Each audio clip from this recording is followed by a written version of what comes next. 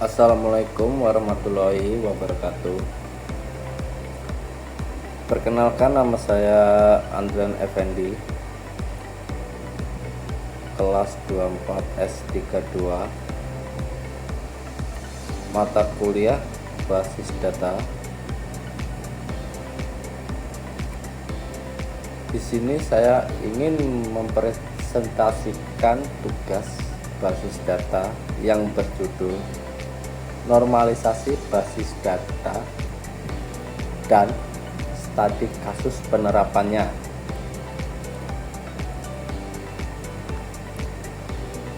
Pengertian normalisasi. Normalisasi adalah proses perorganisasian data dalam basis data.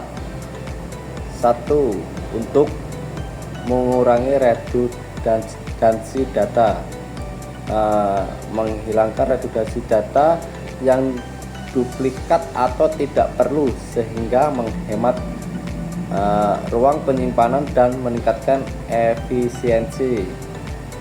Poin kedua, meningkatkan integrasi data. Integrasi data sendiri ini untuk memastikan bahwa data yang disimpan itu akurat dan konsisten, sehingga mengurangi kesalahan dan meningkatkan kepercayaan pada data. Mempermudah pemeliharaan. Mempermudah pemeliharaan ini cukup efektif karena untuk pemeliharaan sendiri ini memudahkan pengembang dan perawatan sistem. Next, tujuan normalisasi sendiri menghindari duplikasi data. Nah, duplikasi data ini data yang tidak perlu atau lain halnya untuk menghemat ruang penyimpanan dan meningkatkan efisiensi. Poin kedua, menghilangkan anomali. Anomali ini adalah seperti data insert, update, dan delete, sehingga memastikan integrasi data. Poin ketiga, menyederhanakan struktur tabel. Struktur tabel itu sendiri sesederhana mungkin dan mudah dipahami, sehingga untuk pengembang sendiri memudahkan dan mudah dalam bentuk perawatan sistem. Poin keempat, menjamin efisiensi dan integrasi data, mengorganisir data secara efektif. Nah, dengan tujuan tersebut, normalisasi basis data dapat membantu meningkatkan kualitas dan kendala sistem basis data dengan keseluruhan. Next, bentuk normalisasi. Bentuk normalisasi sendiri itu ada beberapa poin, sebenarnya ada sekitaran 6 poin, tapi kita untuk mempelajari 3 dulu. Nah, untuk yang di sini itu yang poin pertama itu first normal form atau atribut harus bernilai tunggal. Nah, bernilai tunggal sendiri ini menghilangkan grup berulang dan memastikan bahwa setiap atribut memiliki nilai tunggal cukup 1, dan kalau misalkan ada nilai ganda itu kemungkinan besar salah. Untuk yang ke poin kedua, second normal form, tidak ada ketergantungan, memenuhi satu NF tidak ada ketergantungan parsial. Nah, jadi 2NF ini untuk memenuhi nilai 1NF ketika untuk dibutuhkan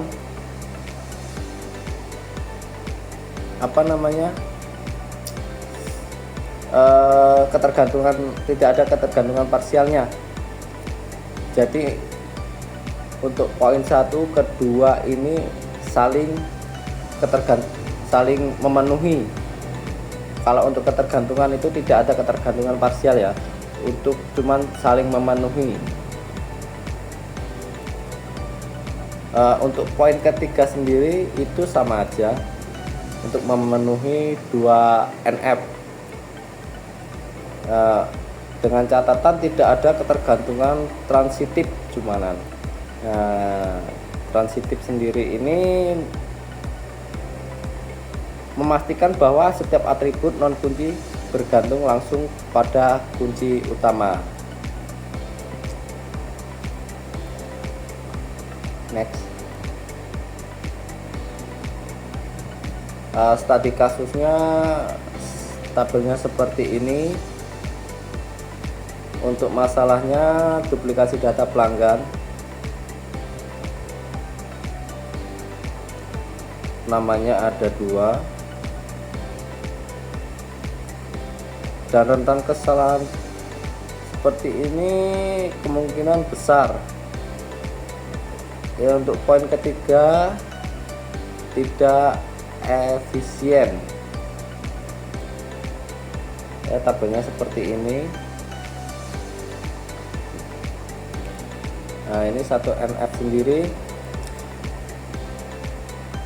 Fish normal form, kolom produk sudah atomik, satu produk per baris. Tidak perlu perubahan besar jika sudah sesuai. Nah, setiap sel tabel harus memiliki nilai tunggal. Tidak ada grup berulang atau nilai majemuk dalam satu sel.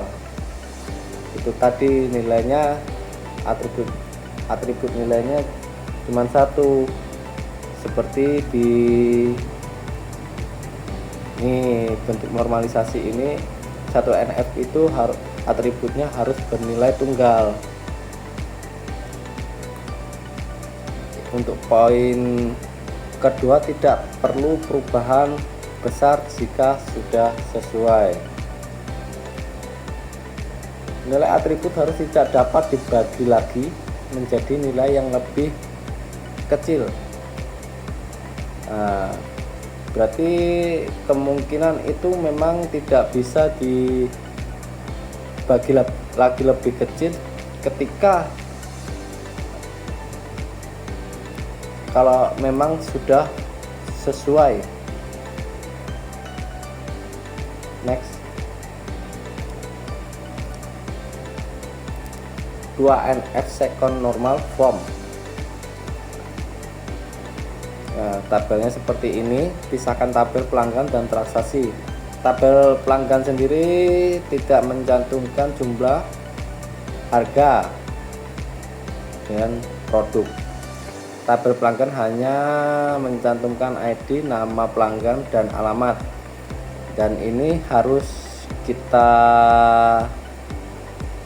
pahami, karena ketika kita menambahkan kolom produk atau menambahkan kolom jumlah, itu rentang kesalahannya semakin besar atau tidak efektif lah.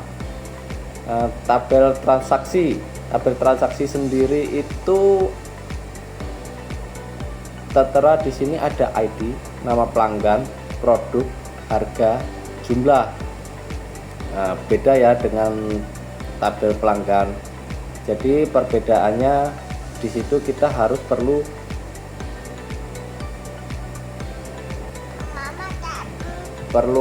melihat-lihat lagi tabelnya seperti apa, dan kurang lebihnya tabelnya seperti ini untuk perbedaan tabel tersebut. Next. 3NF Third Normal Form. Pisahkan tabel produk.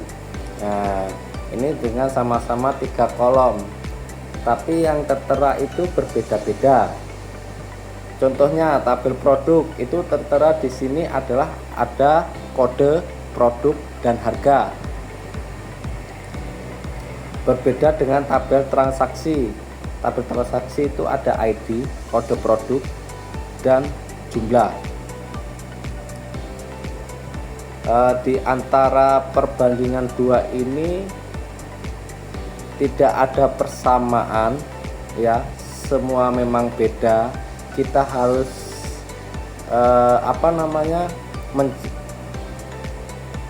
mencermati lagi, karena ketika kita salah dalam penulisan jumlah di tabel produk itu akan juga salah. Tabel produk itu hanya ada kode produk dan harga, sedangkan untuk tabel transaksi ID, kode produk dan jumlah.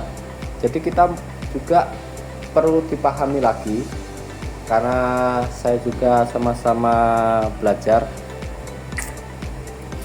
Jadi tabelnya kurang lebih seperti ini. Next, kesimpulan dari semua normalisasi sendiri ada beberapa poin. Poin yang pertama itu normalisasi merapikan struktur data. Yang kedua, mengurangi redundansi data dan anomali. Ya, seperti yang saya sampaikan lembar jawab yang sebelumnya sudah saya jelaskan, kayak seperti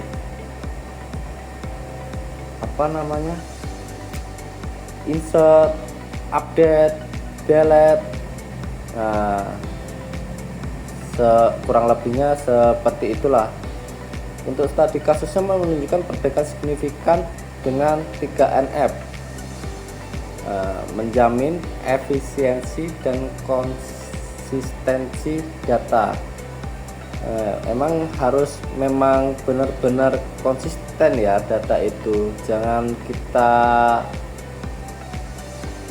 ini mau kita tulis inilah jumlah ke tabel